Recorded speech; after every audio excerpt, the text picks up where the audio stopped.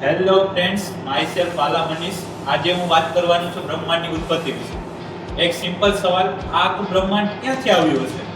વિજ્ઞાન મુજબ બ્રહ્માંડ કેવી રીતે બન્યું તેના માટેની ઘણી થિયરી છે, પણ તેમાં સૌથી વધુ જાણીતી અને સ્વીકારેલી થિયરી છે બિગ બેંગ થિયરી. પણ બિગ બેંગ એટલે શું?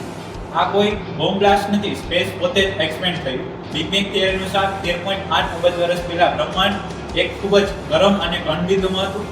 ત્યારબાદ સ્પેસ પોતે જ ફેલાવા લાગી. આ વાતને સરળ રીતે સમજવા આપણે એક વૃક્ષનું ઉદાહરણ લઈએ. જો હું પૂછું કે આ ઝાડ ક્યાંથી આવ્યો છે, તો જવાબ આવશે બીજમાંથી. એ નાનકડું બીજ ધીમે ધીમે ઉગે છે અને એક મોટું ઝાડ બને છે. એ જ રીતે બ્રહ્માંડ એક નાનકડા બીજ જેવા બિંદુમાંથી ધીમે ધીમે મોટું બનતું ગયું. વૃક્ષની ડાળીઓ ચારે તરફ ફેલાય છે, એ રીતે ગેલેક્સીઝ અને સ્પેસ દરેક દિશામાં ફેલાય છે. શરૂઆતમાં બ્રહ્માંડમાં એનર્જી વધારે હતી, આ સમયને રેડિયેશન એરા કહેવામાં આવે છે.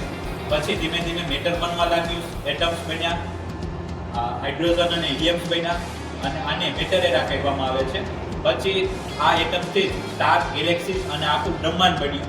અને આ એક સચ્ચાઈ છે, આજે બ્રહ્માંડ સતત એક્સપેન્ડ થઈ રહ્યું છે અને ગેલેક્સીઝ એકબીજાથી દૂર જઈ રહી છે. સ્પેસના આવા જ રહસ્યો જાણવા માટે અત્યારે સ્પેસને ફોલો કરો.